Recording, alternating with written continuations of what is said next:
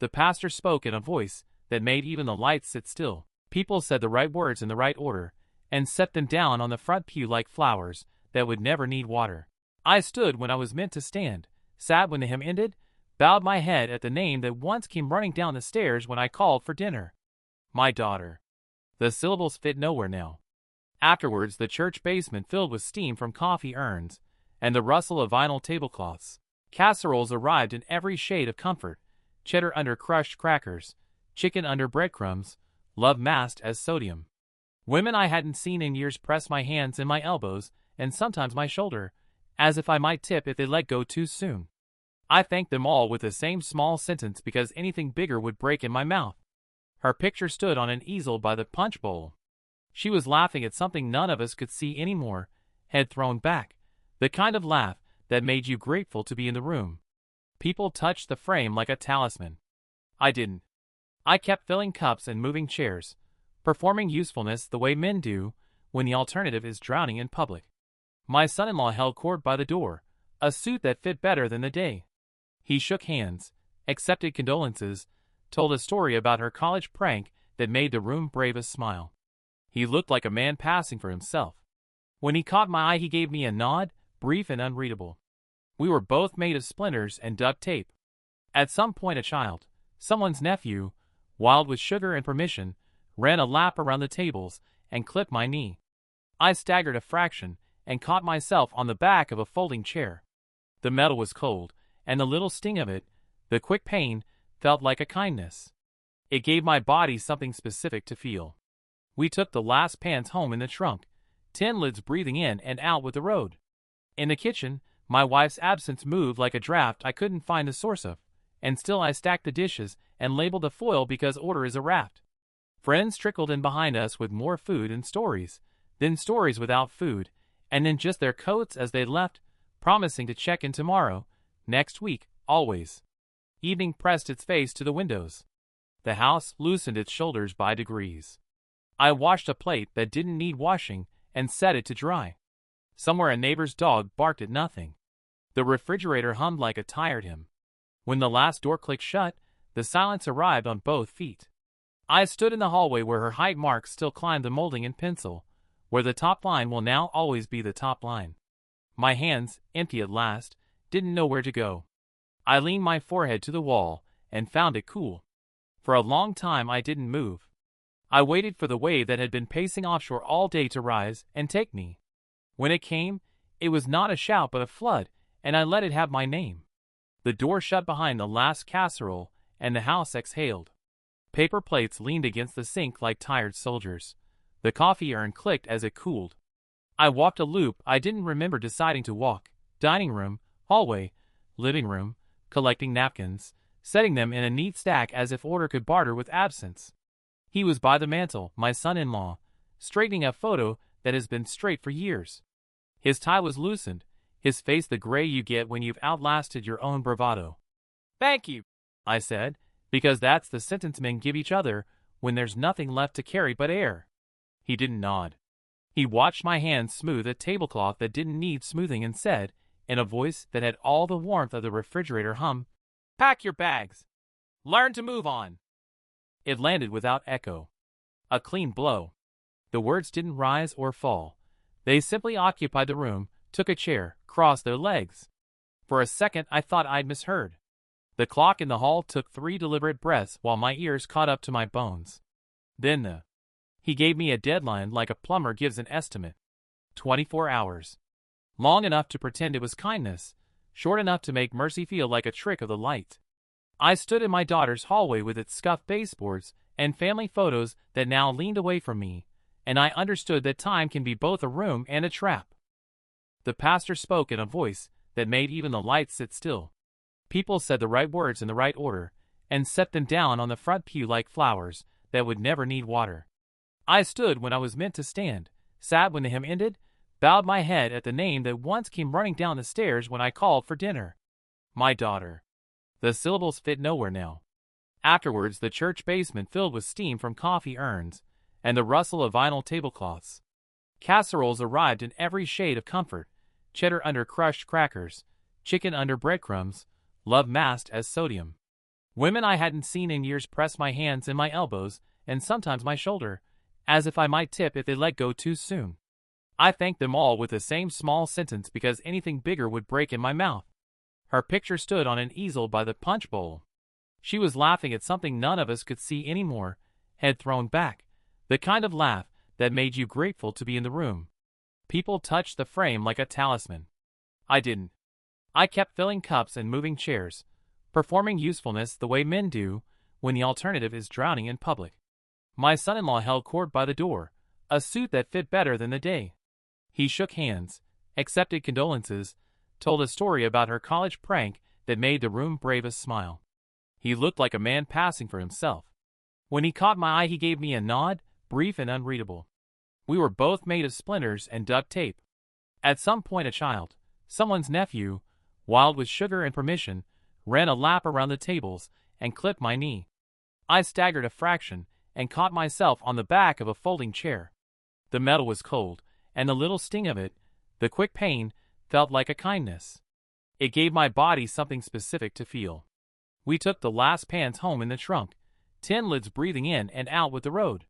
In the kitchen, my wife's absence moved like a draft I couldn't find the source of, and still I stacked the dishes and labeled the foil because order is a raft. Friends trickled in behind us with more food and stories, then stories without food, and then just their coats as they left, promising to check in tomorrow, next week, always.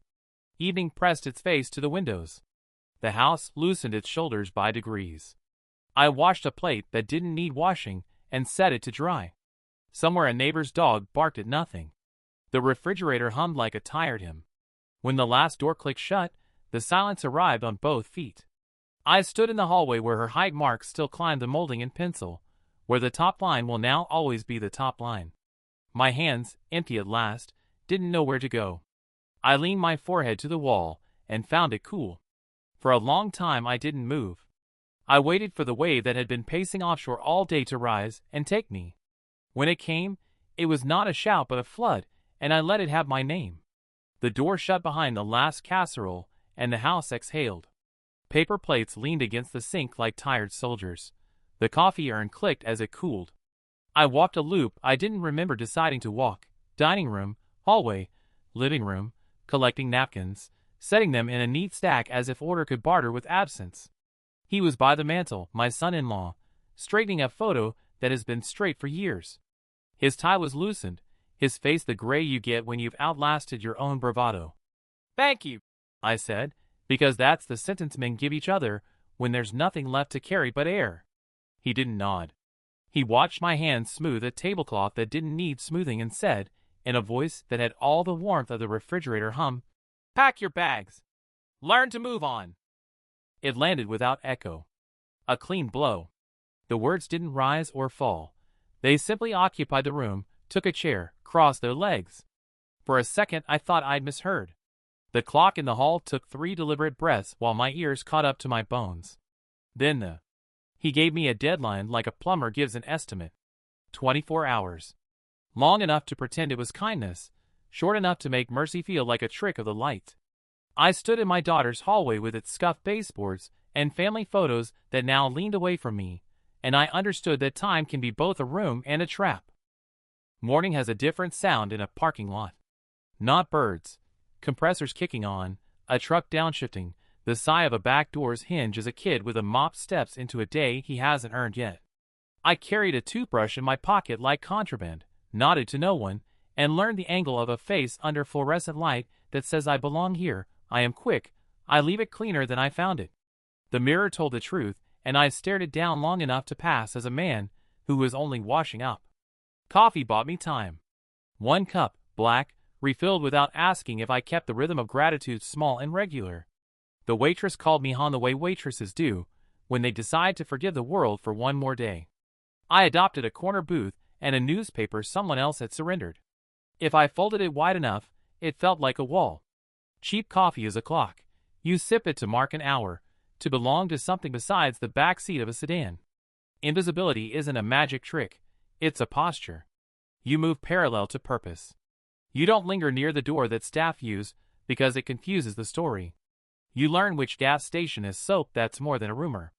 You memorize the security guard's route and time your sleep like a tide.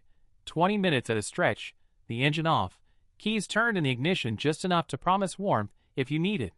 At night, I drove past my daughter's street and did not turn in. The house was dark except for the window, where the hallway nightlight throws a square onto the floorboards. I pictured two small bodies breathing there, certainty rising and falling in pajamas. I let that picture do its work, and then I made it stop. A man can drown in what used to be. In the glove box, I kept a pencil and a receipt. I wrote down what I learned because learning made it smaller. The quiet parking lot behind the library, the diner sink that runs hot, the way to sleep with your shoes under your knees so no one can take them without waking you. I kept my wedding ring in my pocket.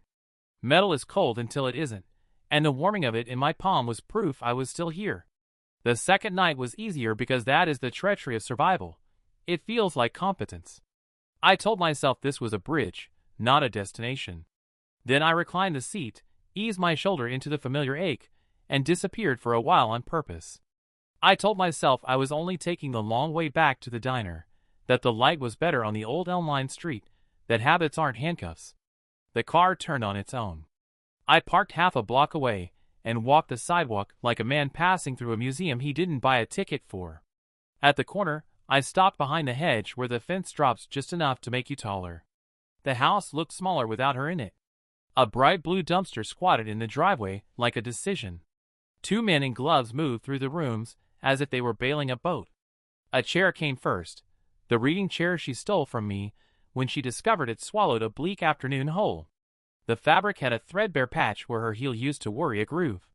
They carried it chest high and fed it to the metal. The hollow thud was louder than a sound that size has any right to be. Next was the bookcase from her childhood room, the one we'd sanded together on a Saturday when she was 12 and too proud to ask for help. It still had a smear of blue paint on the underside from the time she insisted on doing the trim herself and laughed when she saw the drip on her shoe. The shelves were still full, spines I recognized like faces in a family photo, dog-eared paperbacks, the cookbook open to pancakes stained with oil in morning. The men tipped the whole memory sideways and sent it into the bin, bindings knocking like teeth. Her desk followed, the oak scarred with a circle where a mug once sat too long during finals. I knew the sound the drawer made when it stuck. I could have told them to lift with a palm underneath and it would come easy. They didn't. The drawer split and scattered pens, a ribbon, a dry corsage that puffed into petals when it hit. One of the men laughed at something the other said. They could have been unloading shingles. They could have been anywhere. Cleo stood near the garage in leggings and a bright new smile, phone to her ear, the free hand stitching the air as if she were describing a better weather report. Her hair was perfect. She didn't look at the things, only the space empty by them. Fresh start. The phrase floated over the fence like a smell. I tasted metal again. I watched a shoebox appear, the one my daughter kept under her bed, with the hospital bracelet, the Polaroid from camp, the note I wrote her the day she moved away for college. Call when you land. Eat real food. Be kind to yourself. They didn't open it. They threw it. The lid popped and the contents rose and fell like startled birds. I put a hand on the fence because standing suddenly required work. Across the yard, the pencil marks where we'd measured the grandchildren still climbed the doorframe. No one threw those away. Not yet. A small mercy, or maybe just oversight. The men went back inside. The dumpster side. I left before they brought out the last box. I couldn't risk seeing which thing would make a noise I couldn't swallow. At the end of the block I looked back once and saw my reflection in the car window, an older man with a borrowed sky behind him. I drove away slowly, as if speed might shake loose the image of a life lifted and tipped, and promised the empty seat beside me that I would not let the past be treated like trash much longer. The phone rang while I was counting the quarters in my palm to see if I could afford another coffee without having to apologize for the time I'd already occupied. Unknown number. I almost let it go. These days, calls meant reminders that the world likes its bills paid on time and its grief kept private. I slid my thumb across the screen because some part of me still answers when asked. Mr. Hale?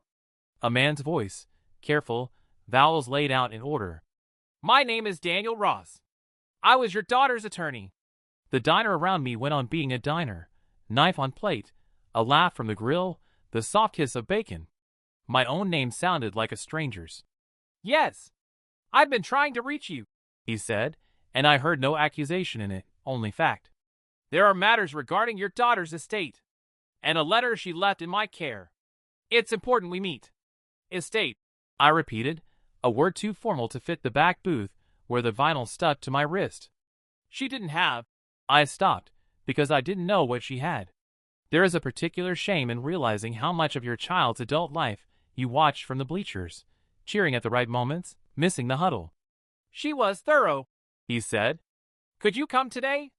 I understand short notice is difficult. I'll work around you." I looked at my reflection in the window, hair that needed a decision, shirt with a collar that remembered better days. "I'm not exactly—" I began, and then decided dignity doesn't need starch. "Give me the address." His office was glass and quiet, and smelled faintly of paper that had been taken seriously. I sat in a chair that didn't creak and cradled the coffee his assistant put in my hands, as if she had guessed how long it had been since anyone offered me something hot without asking for money first. Daniel Ross had a face that had been trained to deliver hard things gently. He didn't look at the scuffs on my shoes. He looked at me. "Your daughter made changes after her diagnosis," he said, opening a folder the color of courthouse stone. "Provisions for the children. For you. She anticipated complications." The pause was a place for me to set down my anger without breaking it. He slid a single envelope across the desk. My name in her hand. She always made her R's too big, as if they meant more than other letters. I didn't open it. Not yet. He began to speak. Of trusts and guardianship petitions, of life insurance and accounts I'd never heard of instructions that only activate when certain conditions are met. Life, it turns out, can continue to love you with the cold logic of a contract. "She named you," he said. "Primary guardian if necessary. Financial support attached. Documentation of her wishes. Recordings." He watched my face as if I might break, and he was ready to catch the larger pieces. "I've been sleeping in my car," I said, because honesty is cheaper than pride and buys more. "I'm not sure I look like a man a court would hand 2 children to."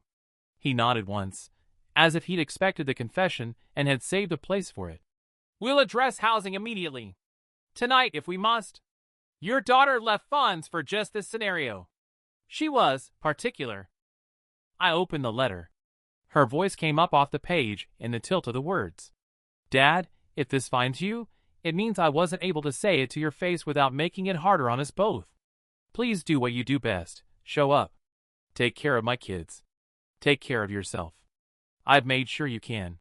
Do not let anyone make you small in the house we built with love." I set the paper down carefully. The hum in my chest that had been fear for weeks changed pitch. Not courage yet, but something headed there. "What happens first?" I asked. "We get you keys," he said. "Then we get you the children."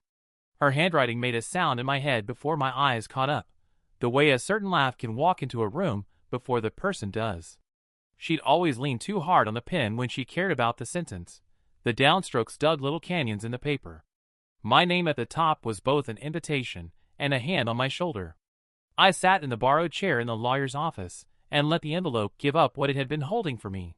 "Dad, if you're reading this, we didn't get the luxury of saying it out loud without making it worse. I know you. You would have tried to be brave for me while I tried to be brave for you, and we would have ended up pretending the truth wasn't standing in the doorway. So I wrote it down while I still had the strength to be specific. First, love. You gave me a childhood made of pancakes, lectures about seatbelts, and the quiet way you fixed things without announcing it. When I was small, I believed every house had a dad who showed up exactly when he said he would. When I learned that wasn't always true, I loved you harder for making it look ordinary. Second, instructions. I've set things in motion that you won't like because they sound like paperwork instead of love. They are love in a colder costume. There's a trust for the kids that you control if it comes to that. Housing funds for you because I know you would try to make do with less than you deserve. A letter to the school. A file with passwords and account numbers. A list of dentists because James will crack a tooth on something he swears wasn't that hard. I can't tuck you in. I can leave you a map. Third, the part one wish I didn't have to write. If you feel small or pushed out in the house where my laughter used to live, do not mistake enduring for loyalty. You taught me that love without boundaries curdles into something that looks like duty and tastes like regret. Protect the children. If you need the court to help you do it, ask. If you need the lawyer to show the judge who I am and what I wanted, he has recordings and documents and a version of my voice speaking after I'm done speaking. Don't let anyone convince you that grief is a reason to be cruel or that money is a measure of care. Practical notes I can't not include. Emma sleeps better if you leave the hallway light on. James pretends he hates being read to. He doesn't. The pancake recipe is the one with too much vanilla. The photos from Halloween are in the blue box. Please put them in frames. We are not a museum. We are a family with walls that remember. Last permission. You're allowed to be tired. You're allowed to cry in the kitchen over the dish towel, and then tell the kids the truth about why your eyes are red. You're allowed to find a morning that isn't heavy, and not feel guilty about it. Take walks. Paint something. Say yes to help even when your jaw wants to say no. Take my hand, Dad. I'm putting it where you can reach it without looking up, on the page, in their hair, on the knob of the front door you will open 100 times and never lock against them. Protect them if needed. Protect yourself even when you don't think you're worth the effort. You are? Always. Your girl. Daniel slid the folder across his desk like a dealer who'd already seen my hand. Inside, the paper didn't look like rescue. It looked like print and margins, and the calm of someone who prepares for storms by sandbagging when the sky is still blue. He tapped a page. This is the seal provision, he said, and the word seal found a place in my chest that had gone drafty. It read like a bridge disguised as law. If I am removed from the residence I shared with my children, or if access between my father and my children is impeded or conditioned on payment, the following provisions activate. Activate, like a furnace waking at 3 a.m. when the house forgets how to be warm. There were clauses about immediate housing funds to be released to me, about a trust shifting from advisory to my control, about guardianship petitions that filed themselves the moment the ink recognized the shape of cruelty. There were dates and signatures, and the measured steps of a woman I had raised to read the whole contract before she signed her name. He turned the next page. There's also a trigger for isolation, he said, and showed me the sentences that made the room square itself. If the children's contact with their maternal family is materially limited without cause, or if photographs, mementos, or traditions are removed under the guise of clean slate, the trustee shall notify the court and request temporary placement with my father pending hearing. It was my daughter's voice rearranged into statute, her stubborn soft heart translated into terms a judge could not misinterpret. I traced, not touched, only followed with my eyes, the places where her pen had pressed hard enough for the notary's stamp to ripple the page. She had anticipated more than my sorrow. She had anticipated my hesitation. Provisions for me, if I did what I always do, try to be decent a little too long. Stipends that started the day the door closed on me. Keys, in effect, printed in black ink. What does it require from me? I asked, because men like me look for the price even when the sign says gift. Show up, Daniel said. Document what you've already endured. Let the mechanism work. We'll file the notice today. I thought of the night in the car with my shoes tucked under my knees so no one could steal them without waking me. I thought of the dumpster swallowing her chair and her books and the shoebox with the hospital bracelet. I thought of the cereal cupboard where I'd left a note like a flare. In the quiet between those thoughts, something old in me stood up and stretched. Not pride. Spine. He slid over a pen and pointed to a line that wanted only my acknowledgement that I had received what she left. My hand was steady. The signature looked like mine, and also like the man she believed I still was. On the last page, there was a paragraph I hadn't expected. If my father hesitates, remind him he taught me that love is not passive. Remind him he kept the hallway light on. Remind him he can do hard things quietly. I closed the folder, and the room felt warmer without changing temperature. Outside, the day was a shade of ordinary that would have gone unnoticed yesterday. I stepped onto the sidewalk with the folder under my arm, lighter for the weight of it. The clause had not given me permission to be angry. It had given me instructions for what to do with my anger. Funds would move. Papers would file. Doors would open. And when they did, I would be standing there with my hands out, not to beg, but to catch the children my daughter had kept safe with her last, best sentence. Daniel's office became a sorting table for a life that had tried to hide in plain sight. He had me sit by the window where the light was honest and handed me a legal pad. "Write what you remember," he said, and the sentence felt like a key.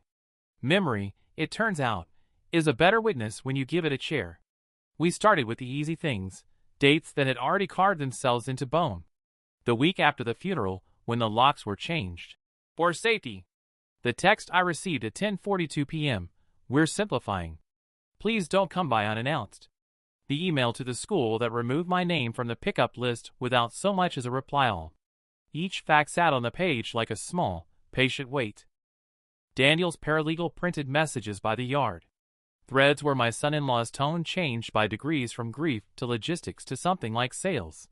Household items listed online under "lightly used." An SUV in the "No Lowballers" forum. A caption beneath a staged living room. "Fresh start vibes."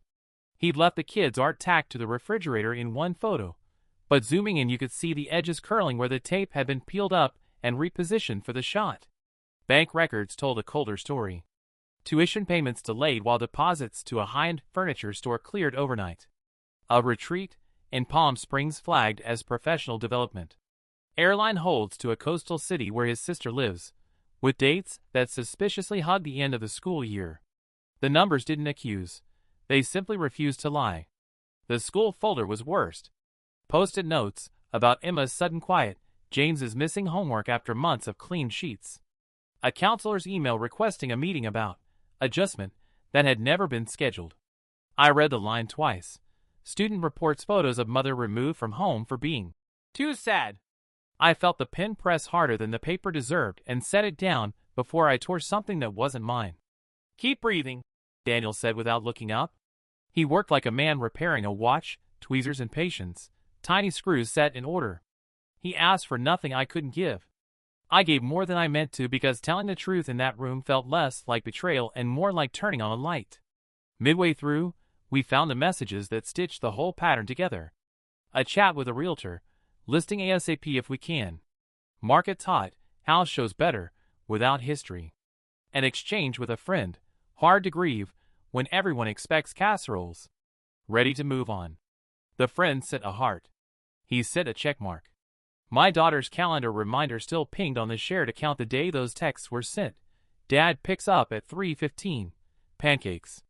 We printed screenshots until the stack had the thickness of a thin book. Daniel slid rubber bands around it and wrote a clean label, Exhibits, Initial. He made a second pile of the small, human things that don't fit into boxes but sway judges. The crayon drawing where Emma had given everyone arms except herself. The note from James's teacher praising the day he finally spoke up in class. My daughter's dentist appointment reminder that no one had canceled. When we finished, the office was twilight, and my shoulders ached from sitting so straight. Daniel tapped the stack. "This," he said, "is a story with receipts." He didn't smile. Neither did I. We didn't need to. Outside, the hallway lights flickered on in sequence, and I thought of the way my daughter used to leave the hall light for the children when storms rattled the roof. Paper can be a light, too, if you put it in the right hands. I picked up the file. It was heavy. It felt exactly like the beginning of something that would hold. The courthouse smelled like paper and winter. Daniel met me on the steps with a folder already open to the right tabs, colored flags like small orders I could follow without thinking. I expected my hands to shake signing the petition for emergency visitation and temporary guardianship. They didn't. Fear had burned hot for weeks. Now it had cooled into something metallic and useful. We took a number as if we were waiting for cold cuts. The clerk behind the glass spoke in a language that always sounds like a test. Forms, affidavits, exhibits attached. Daniel translated. I initialed where the sticker told me to initial, and signed where my name belonged. In the lines where it asked for factual basis, I wrote what happened in the cleanest words I owned. Locked out, access denied, belongings discarded, children's contact restricted. I kept adjectives on a short leash. The truth didn't need my help to stand upright. A bailiff with a coffee-scarred voice called my name, and I followed him down a corridor that swallowed sound. The emergency judge saw us between hearings, robe open at the throat, reading glasses low. Daniel spoke first, precise as a metronome. He laid out the clause, the messages, the school notes.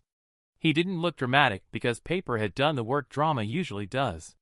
"Sir," the judge said to me, "do you understand the responsibilities you're asking for?" "I do." My voice surprised me by arriving exactly where I left it. "And you can provide a safe place immediately?" "Yes."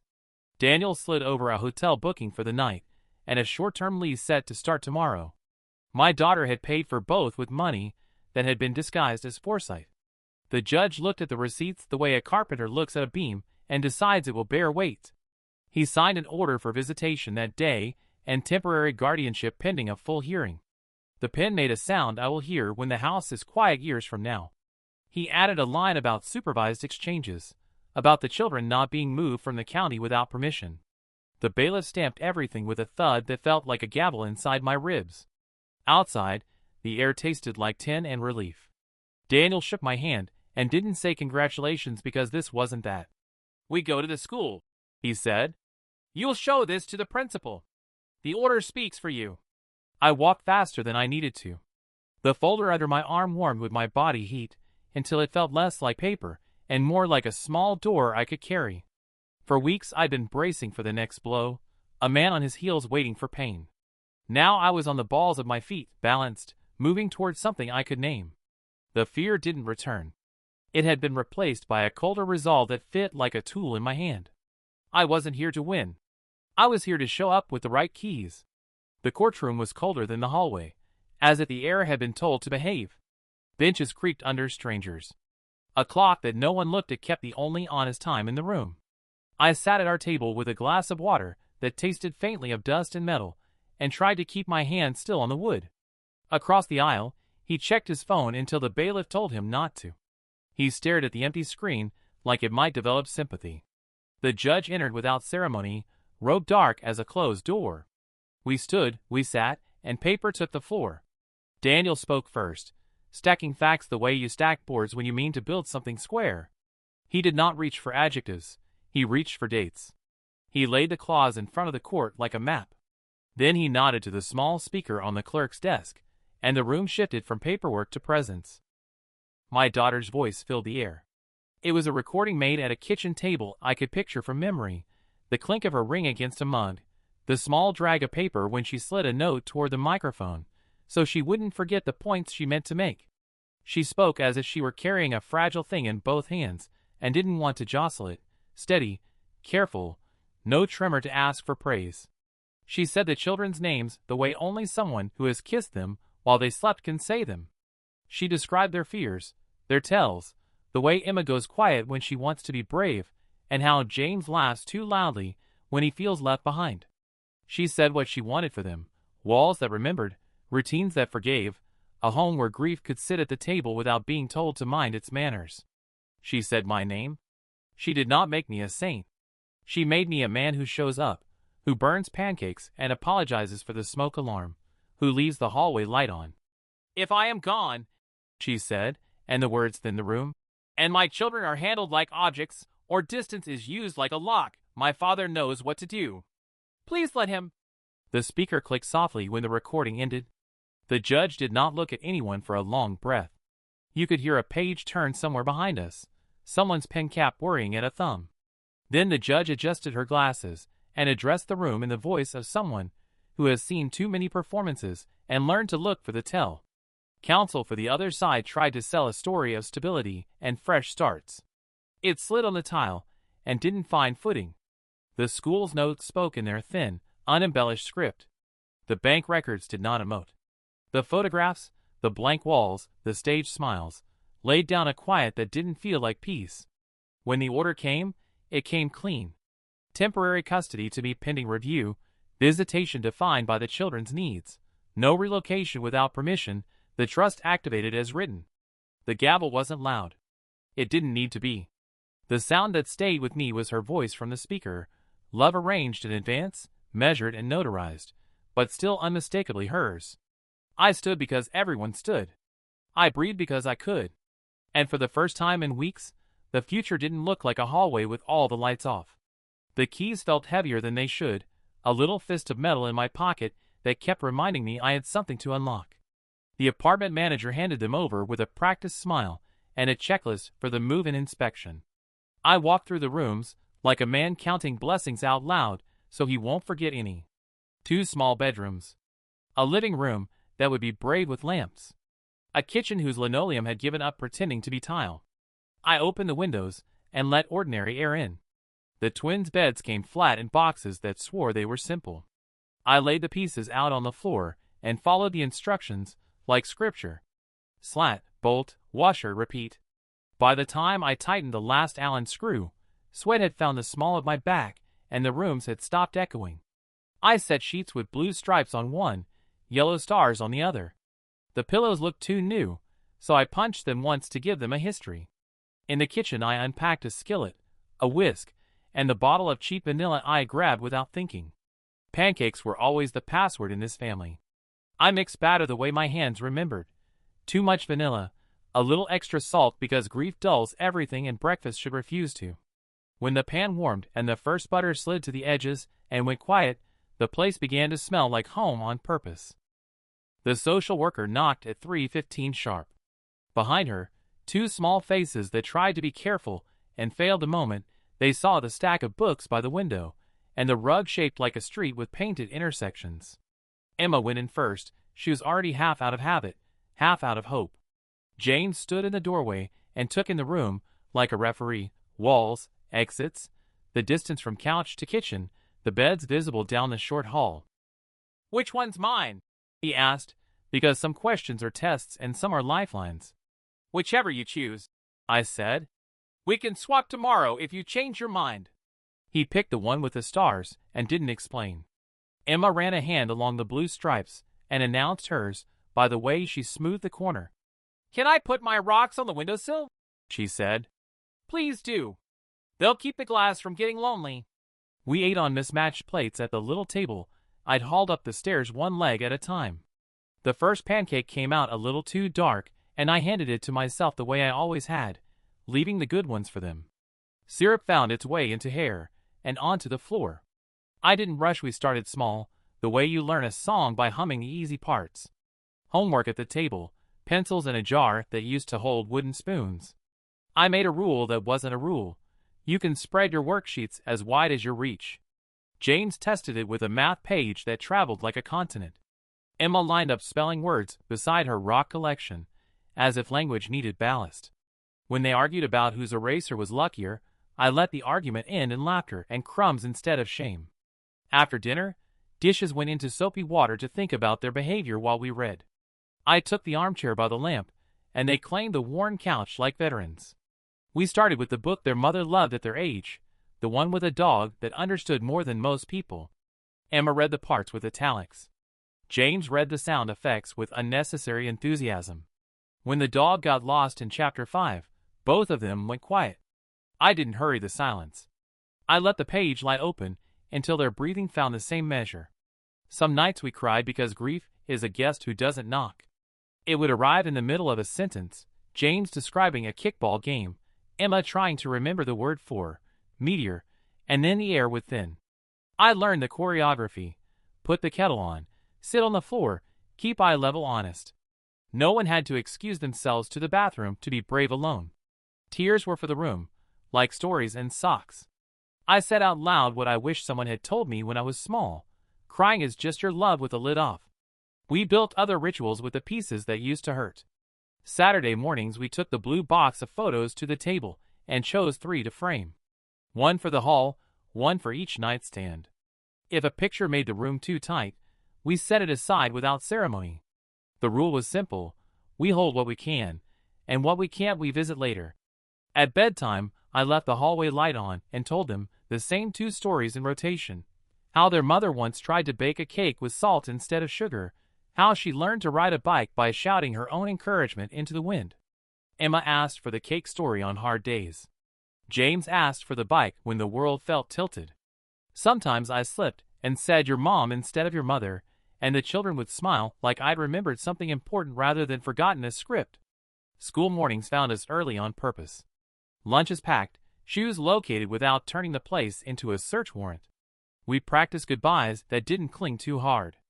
I watched them walk toward the door, and, every day, they looked back halfway, and every day I gave them the little salute we invented, the two-finger flick that means I'm here and you're brave, and we can do this again tomorrow. A counselor at the community center taught us a trick with jars. We labeled 3, mad, sad, scared. We wrote down feelings when they were too big to carry and fed them to glass. On Fridays we opened one and read a few slips, not to fix them, but to admit them into the record. The jars made a soft, honest music when we shook them, paper tapping paper, proof that we were not empty. Some nights the apartment smelled like pancakes for no good reason except that the day had asked too much, and breakfast is an apology you can make before bed. We ate them with our fingers and laughed at the syrup that found impossible places. When the dishes were finally washed and the books closed, I stood in the hall between their doors, felt the light warm my shoulder, and understood that permission wasn't something I had to give them. It was something we were giving each other, one routine at a time, until the house could hold our sorrow without spilling it. The napkins. When Emma dropped her fork, she ducked like she expected the room to flinch. It didn't. James laughed at a joke that wasn't good enough to deserve it, and then laughed again, real this time, at the first laugh. After dinner, we framed their mother without ceremony. A photo on each nightstand, another on the dresser where the drawers stuck at the end and needed that little lift she used to give. Emma traced her mother's smile with her fingertip and didn't cry. She just breathed, the kind of breath that gathers itself after being held too long. James stood at the doorway to the hall and flicked the switch once. The light came on. He nodded like a foreman approving a beam. When I tucked them in, the street outside made its normal noises, someone arguing amiably with a grocery bag, a buzz sighing to a stop, a door upstairs closing with respect. I left the hallway light on. A minute later I heard it, the small sound 2 children make when they remember that sleep isn't a trick. I sat in the kitchen with a cup of coffee gone cold, let the butter and vanilla linger in the air, and finally exhaled with them. The first crack didn't look like a crack. It was a listing. 3 rooms photographed within an inch of their lives, light so scrubbed it looked invented. The caption read, "Pristine family home, motivated seller." Motivated is a small word with a big shadow. Daniel printed the listing and circled the date. 2 weeks since the funeral. "That's speed," he said. "That's strategy." I nodded and felt the floor tip a degree. Then came the bank statements, more arithmetic than accusation. Late fees humming along the margins. A credit card withdrawn for cash, never a good verb. Payments to a furniture store that matched the glossy surfaces now staged for strangers. He had been reupholstering the ship while taking on water. I wanted to be surprised. I wasn't. Grief rearranges people. So does debt. At the school, the secretary lowered her voice to tell me about a form she'd been asked to sign that would release records for a potential transfer. There was a new district typed neatly into the box, 3 states away, and a sister's name in the emergency contact line. "We haven't processed it," she said, touching the corner of the paper as if it might burn. "We were waiting for the hearing." Waiting, in this case, was mercy disguised as bureaucracy. He called at night as if nothing were on fire. "Good news," he started, tone bright with the kind of confidence you rent by the hour. "Got an offer above asking. Market's crazy. We'll move quickly. Kids will love the beaches." He said beaches like a bribe. I let him finish drafting his new weather report. "You mean the beach is 3 states away," I said. "The ones you can't move them to." Silence on the line, then the mass tried to reseat itself. "We'll work it out. Co-parenting and all that." "You're not their other parent," I said, and felt the truth click into place with a clean sound of a latch. "And you don't get to erase their mother's map." The next day, a realtor's flyer appeared on my windshield at the apartment complex, neat and presumptuous. "Thinking of a fresh start?" it asked, a smiling couple promising ease. I folded it in half and half again, until it was a square no larger than guilt, and dropped it in the bin. When he showed up at the school during pickup, he wore sunglasses though the sky was plain. He stood too close to the line and waved like a candidate. James's shoulders went narrow. Emma looked for the counselor without being obvious. I walked over with the order in my pocket, not a weapon, a boundary, and we stood on either side of a chalk line children had drawn for a game at recess. Supervised visits, I said, handing him the schedule Daniel had negotiated. We'll keep to it. He scoffed, a small, graceless sound. You're making this ugly. No, I said. I'm keeping it honest. By then, the stories were telling on him even when he didn't speak. A friend of his let slip about a networking retreat that had been a weekend in a condo with a view of the very beaches he'd promised.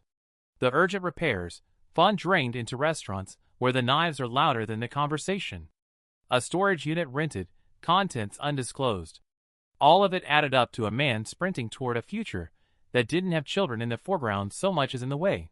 Back at the apartment that night, Emma asked if we could plant basil on the windowsill because her mother liked the smell on her fingers. I pinched the leaves to show her how it releases the scent and told her yes. Behind us, James arranged his homework across the table like he was staking a claim.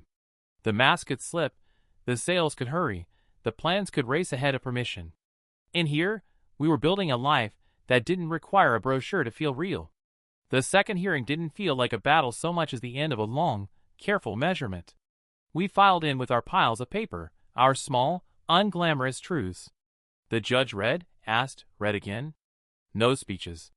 No theatrics. Just the slow work of naming what had already become real in the rooms where we sleep and eat, and tell the truth to children. Daniel spoke for 10 minutes that felt like a level sliding across a board until the bubble found center. School notes. Bank ledgers. The recorded wishes in my daughter's voice. Love arranged in advance and notarized. The other side tried to sell beaches and momentum. The court preferred maps and stability. The order came without fanfare. Legal and physical custody to the maternal grandfather, the judge said, eyes on the page, then up at me to make sure I heard it in both places. Visitation for the stepfather as set forth. No relocation without written consent of the guardian or further order of the court. The clerk stamped the paper, and the sound reached something in my ribs that had been waiting months to exhale. Then she turned to the matter of the trust. Pursuant to the decedent's instrument, she said, the children's trust activates in full. The grandfather is appointed trustee with oversight as specified. It was cold language wearing warm news. Tuition handled without bargaining. Counseling covered without drama. Shoes that fit when feet insist on growing overnight. A future that doesn't depend on who is in a good mood. My role took shape in sentences. Authorized to consent to medical care. Authorized to enroll, withdraw, and sign. Authorized to decide bedtime, and to make pancakes too late at night after bad dreams. The list wasn't written that way, but that's how it sounded in my head. The court named what we had already been doing and gave it a seal. He didn't look at me when it ended. He looked at his phone again, as if relief might have texted. Outside the courtroom, he muttered something about appeals and fairness. I didn't answer. There are rooms where words can only shrink what has been rightly decided. Daniel squeezed my shoulder once, a carpenter satisfied the beam would hold. At the school, the principal made a copy of the order and slid it into a file with my name spelled correctly for the first time since this began. The secretary updated the pickup list. A teacher walked by, saw the paper, and smiled with her whole face. We didn't need to explain. Paper can be a kind of weather. The hall felt warmer. At home, the mail brought the official letters, with their seals pressed deep into heavy stock. I set them on the kitchen counter by the bowl of bruised apples, and called the children into the living room. I told them that the judge had said out loud what we already knew, that I was in charge of the boring things and the big things and the in-between, that our address was not a question, that their mother's plans had been heard by the people who decide such matters. James nodded like a foreman again, and asked what was for dinner. Emma asked if the hallway light would stay on forever. As long as you need it, I said, and meant until the bulbs burn out and I am old and somebody else changes them for us. Later, after homework, I signed the first trust disbursement request. Counseling appointments booked without waiting lists, new sneakers that won't blister, a framed photo for each nightstand so the glass can keep telling the truth. I put the papers back in the drawer that sticks unless you open it with intention. Then I stood in the hall between their doors and listened to a house that belongs to us repeat its ordinary sounds. Named plainly. Lawfully. Ours. We started with the walls. I took the blue box of photos to the table and let the children choose. Emma set aside anything where the smiles felt forced and picked the ones where their mother was caught mid-laugh, hair escaping its plan. James chose a picture from the park where she's looking off to the side at something we can't see, but trust is good. We bought simple frames that didn't compete with faces. The glass made a quiet sound when I pressed it in, like a page turning. We hung one by the door so her grin is the last thing we see when we leave, and the first thing we meet when we come home. On the balcony, which had previously been a place for neglected chairs to grow polite, we planted her favorites. Emma pushed basil seeds into soil with the seriousness of a surgeon. James negotiated the depth of the marigolds as if he were setting rebar. I told them how their mother loved the smell of tomato vines on her wrists, the way it sticks for hours like a promise. We watered in silence long enough to make it a ritual. Later, when the evening light found the leaves, the place looked like we'd invented a small summer of our own. The living room surrendered to laughter by degrees. I moved the couch so the lamp could earn its keep and rolled up the rug on Fridays for what we now call indoor gym. Cartwheels of dubious legality, pillow fort construction, a soft landing area for jokes that don't stick their landings. I stopped telling them to put the board game away between meals and started telling them to make a path to the kitchen big enough for a man carrying a skillet. Mess returned like an old song, easy to remember, impossible not to hum. We cooked with a kind of joyful imprecision that would have horrified the thin cookbook I used to think was gospel. Eggs on nights that needed mercy. Soup when the weather lost its nerve. Pancakes when the day had taken more than it gave. Emma learned to crack an egg with one confident tap. James learned that flour floats and will decorate a kitchen if you let it. I learned that I could stand in a room where everything reminded me of my daughter and still be grateful for the reminders. We built a shelf for treasures that aren't expensive. A pine cone from the schoolyard that looks like a grenade. A marble that refuses to stay put on a flat table. A note I found in the pocket of my daughter's old coat, by Milk, called Dad, Breathe. The shelf is next to the framed photo from the park. The two talk to each other when we're not listening. At night, I sit in the hall between their doors and read the quiet the way I used to read a newspaper, looking for signs the world is mostly intact. The hallway light throws a thin gold across the floor, same as always, but the feeling is new. The apartment has adjusted its posture. It no longer waits for bad news. It expects footsteps, the thud of a school bag, somebody forgetting they're holding a glass while telling a story too big for hands. On Sunday, we went to the garden store for steaks and came back with a geranium that didn't ask permission to be bright. We set it by the window. Jane said it looked like a little fire that wouldn't hurt anyone. Emma said it looked like Mom's lipstick the day she wore the red dress, and declared the living room a dance floor. I didn't say anything. I turned on the radio and let the music cross the room while the basil released its stubborn sweetness and the laughter arrived without knocking. We meet at the center with the soft chairs and the clock that doesn't pretend time is kind. A counselor sits near enough to matter, far enough to remind us the air has rules. The first visit, he arrives early, sunglasses on a gray day, smile too quick. The children stand on either side of me like small shorelines. I don't step forward. I don't step back. I nod toward the room with the table and the basket of board games that have survived 1,000 negotiations. House rules, I say, not unkind. We keep voices low. We keep promises smaller than the children. We leave on time. He glances at the counselor, as if there's a loophole visible only to professionals. There isn't. Emma chooses the dog-eared deck of cards and deals with the solemnity of a judge. Jane sits but doesn't lean in yet. He's keeping score with his eyes. Their father asks about school, and they answer like kids who have learned the difference between questions and openings. He tells a story about a new job and a city with beaches. The counselor coughs softly, a reminder that our county line is not a dotted suggestion. I learn a new skill, staying present without filling the room. I watch the children's shoulders, the barometer more honest than words. When Emma's inch upward, I ask if anyone wants water. When James starts to perform his laugh, I tell a worse joke to give him something safe to reject. I never correct their father in front of them. I never let a sentence stand that makes them small. The railings are there so no one confuses a bridge with a cliff. He tries once, just once, to bargain with the past. If we could do drop-offs at my place, it would feel more normal. The counselor's pen doesn't pause. Normal, I say. will be something we earn. Here first. I keep my tone level, the way you speak to a dog you want to love you and not bite. He nods. Not agreement. Recognition. Weak stack. He comes on time. He brings snacks that are less about sugar and more about thought. He remembers Emma hates pulp and orange juice, and that James will read aloud if you pretend you're not listening. On the 4th visit, he asks the counselor what books might help him talk about grief without scaring the kids. On the 6th, he arrives with a photo of their mother he'd found wedged behind a drawer, and hands it to Emma like a fragile thing he doesn't trust himself to carry. I watch the children move toward him a few degrees. Earned, not assumed. Boundaries do their quiet work. We keep to the schedule. We share school dates on a family calendar that doesn't function as a leash. When he calls outside the window, I send the hours back to him wrapped in the word no that learned how to be generous by being firm. And when the goodbye hugs happen at the door with the counselor watching but not needed, I stand where the children can see me and touch the railing with my fingers, a private reminder. Crossings are safest when everyone knows where the edge is.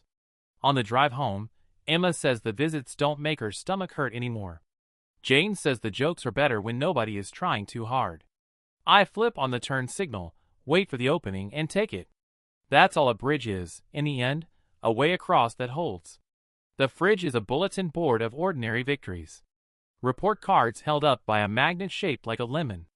Emma's spelling test with a star that looks like the teacher drew it while laughing. Jane's science project photo. 2 kids grinning beside a lopsided volcano that stained the driveway pink for a week. Next to them, a schedule with more crossed-off days than blank ones. We have made a habit of getting through.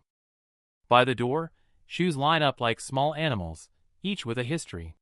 Mud dried in the treads from the trail behind the school. Grass clippings in Emma's sandals from the backyard, where the basil keeps showing off. Jane's sneakers with a rip at the toe he won't let me fix because he says it looks like the shoe is smiling. I stopped asking them to keep the entry immaculate. I ask only that they leave enough space for a man carrying groceries and a basket of laundry to pass without swearing. Mornings begin on the porch with coffee and the sound the neighborhood makes when it trusts the day. Garbage truck brakes sighing, a neighbor's laugh cutting clean through cool air, a dog who insists on telling everyone what's what.